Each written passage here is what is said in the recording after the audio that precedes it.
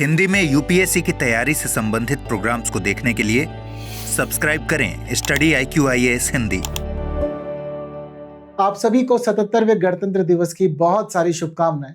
77 वर्ष भारत का संविधान अखंड बना हुआ है और आज भी हमारे देश की व्यवस्था सुचारू रूप से चल रही है और भारत की जो भव्यता है, जो मजबूती है, जो शक्ति है, उसका प्रदर्शन आज कर्तव्य पथ पर किया जा रहा है। ये सभी चीजें हम लोग के लिए बहुत खास है और ये हमारे लिए एक महत्वपूर्ण त्योहार है।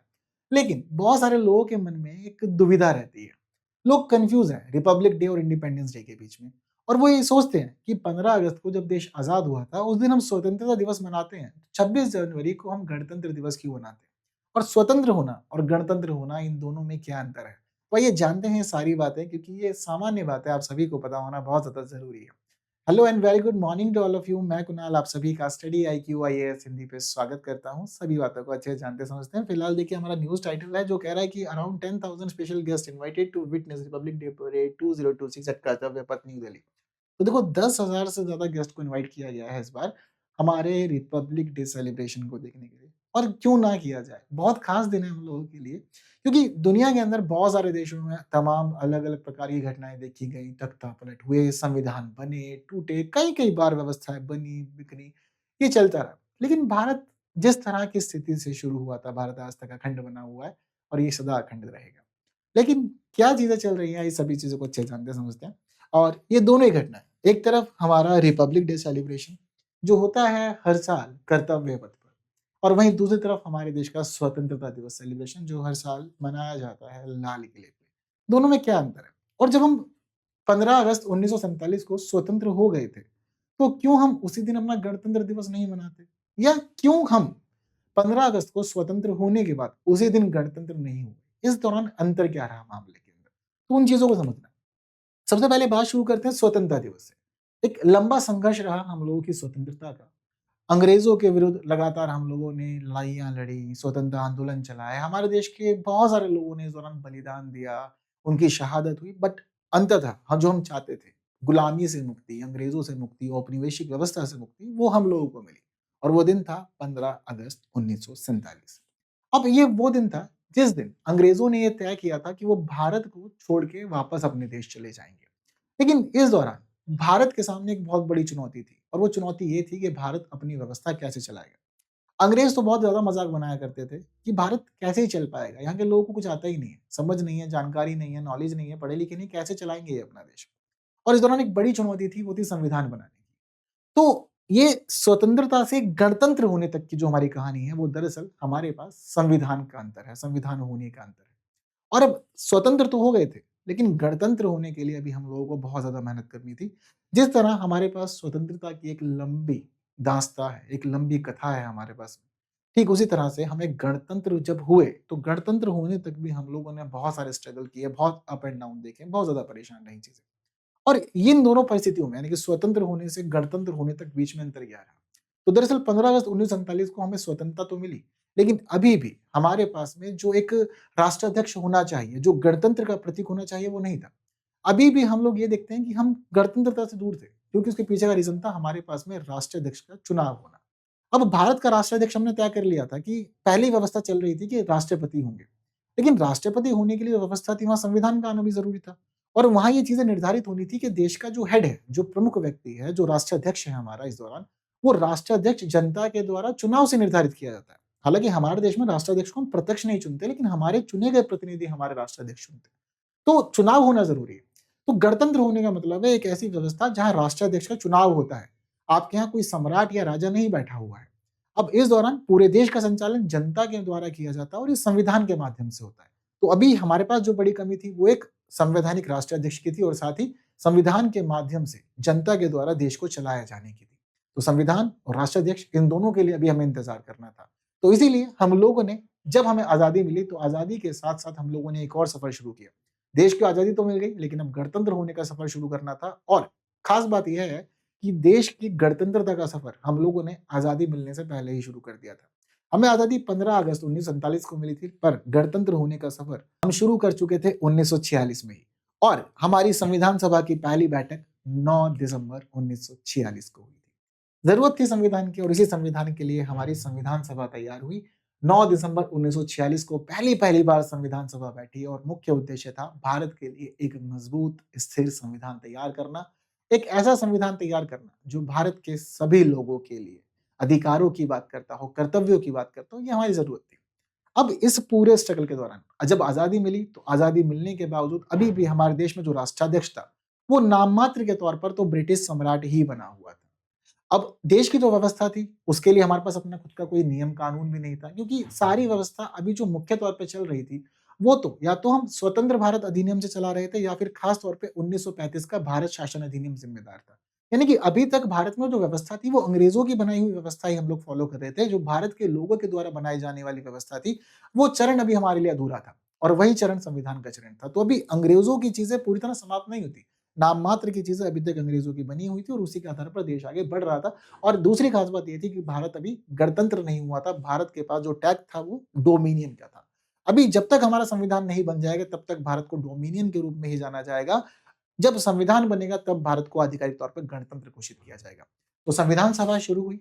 संविधान सभा का मुख्य उद्देश्य था कि लोगों के लिए अधिकार और कर्तव्यों को परिभाषित करना, देश की संप्रभुता को परिभाषित करना, औपनिवेशिक शासन से मुक्ति लाना और साथ ही देश में हर एक महत्वपूर्ण व्यक्ति, चाहे राष्ट्रपति हो, चाहे प्रधानमंत्री हो, मंत्रिपरिषद हो, मुख्यमंत्री हो, राज्यपाल हो, साथ-साथ हमारी न्यायपालिका हो, सभी के लिए एक सुव्यवस्थित ढांचा तैयार करना, जो कि हम संविधान में देखते भी हैं। तो ये सारी चीज़ें बनाने में, तैयार करने में हमें लगा एक लंबा समय, 2 साल 11 महीने 18 दिन। 2 साल 11 महीने 18 दिन का समय बिताने के बाद हमारे पास में हमारा संविधान आया और ये संविधान आने के बावजूद, सभी चीज़ें तैयार हो जाने के बावजूद हमने संविधान को लागू नहीं किया।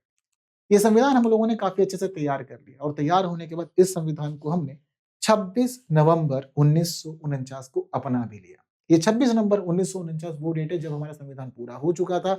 इस संविधान को आधिकारिक तौर पर स्वीकार लिया जा चुका था और हमारे संविधान सभा के सदस्यों ने इस पे हस्ताक्षर भी कर दिए थे। सभी चीज़ें हो चुकी थी। लेकिन अभी हमने संविधान को देश में लागू नहीं किया। हमने अपना तो लिया, लेकिन अभी हम लोगों ने गणतंत्र होने की और इंतज़ार किया। पूरा 2 महीने का इंतज़ार। 26 नवंबर से 26 जनवरी। ऐसा क्यों?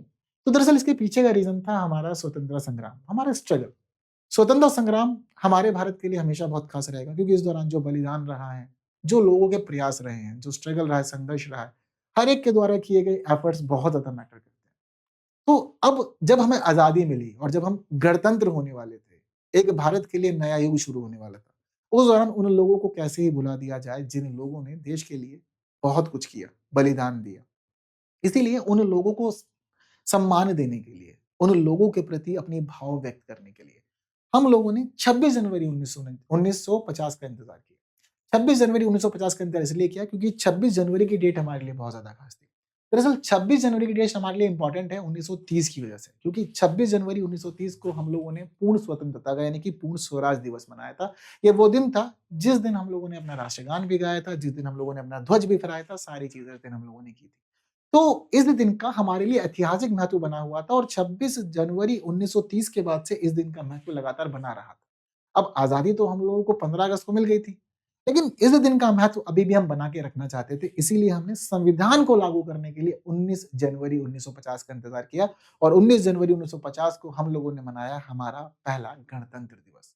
भारत गणतंत्र हुआ, हमने डोमिनियन से भारत को गणतंत्र का दर्जा दिया।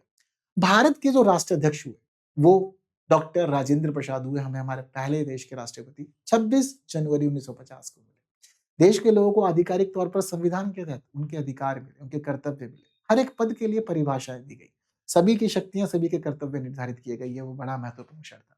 26 जनवरी 1950 आधिकारिक तौर पर और पूरी तरह से हम लोग आज जो औपनिवेशिक बंधन था, उस औपनिवेशिक बंधन से मुक्त हो गए। चीज़ें अब स्वतंत्र भारत के साथ-साथ गणतंत्र भारत के रूप में आगे बढ़ी और भारत घोषित हुआ संप्रभु लोकतांत्रिक गणराज्य। अब आंतरिक और बाहरी फैसले हम खुद लेंगे। देश की व्यवस्था जनता के माध्यम से चलेगी, जनता के द्वारा चलेगी और जनता ही सारी शासन की नीतियों को निर्धारित करेगी। सारी मामला अब संविधान के तहत सुरक्षित रहेगा और चीज़ें इसी रूप में आगे बढ़ती रहेंगी। तो ब्रिटिश व्यवस्था समाप्त हो गई, संविधान का शासन शुरू हो गया। मौलिक अधिकार के तहत लोग भी पूरी तरह से संतुष्ट हो गए।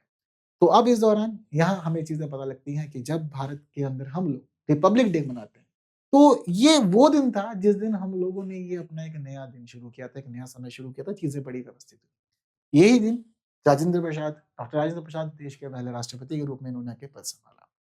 और इसी दिन के बाद से हम लोगों ने तय किया कि 26 जनवरी का दिन हम लोग हर साल बहुत धूमधाम से मनाएंगे और मनाना भी चाहिए, क्योंकि गणतंत्र होना हर किसी देश के बस का नहीं है।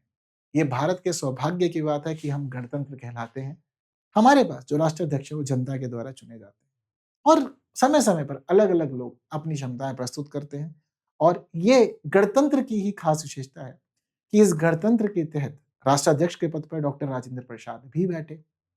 ये हमने एक समय वो भी देखा जिस समय इस पद के ऊपर हमारे देश के मिसाइल मैन ने जिम्मेदारियां संभाली।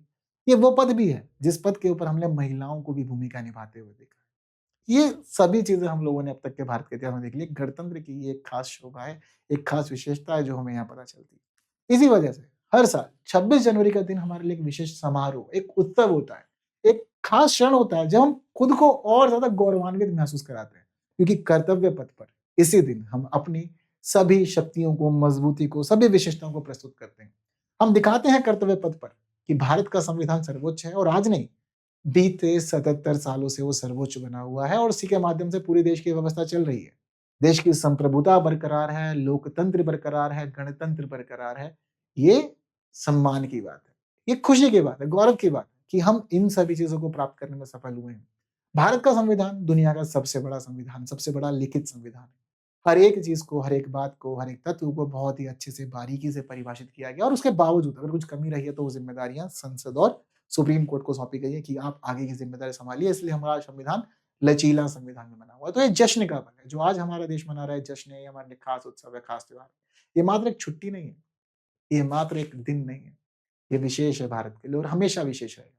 इसीलिए जब कर्तव्य पथ पर हमारे सारे के सारे खास लोग इकट्ठे होते हैं, उस दौरान हम देश की सैन्य शक्ति भी दिखाते हैं, सैनिकों का पराक्रम भी दिखाते हैं, हमारी अलग-अलग प्रकार की जो रक्षा सुरक्षा प्रणालियां हैं वो भी प्रस्तुत करते हैं और साथ ही देश की संस्कृति, धर्म, इन सभी का प्रदर्शन भी करते हैं, सांस्कृतिक विविधता का प्रदर्शन करते हैं, संवैधानिक मूल्यों का प्रदर्शन करते हैं। तो अगर इन द शॉर्ट कहा जाए कि 15 अगस्त और 26 जनवरी दोनों में क्या अंतर है, तो 15 अगस्त ये वो दिन था जिस दिन ने हमें हमारी आज़ादी दी और 26 जनवरी ये वो दिन है जिसने हमें खुद पर शासन करने की शक्ति दी थी। तो ये हमारे स्वतंत्रता दिवस और गणतंत्र दिवस के बीच का अंतर है।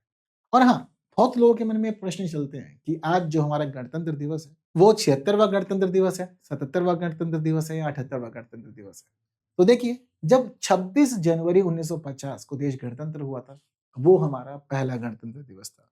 अब उस दिन के हिसाब से आज तक की हमें कैलकुलेशन करनी है, तो 2026 में हम लोग हमारा 77वां गणतंत्र दिवस मना रहे हैं।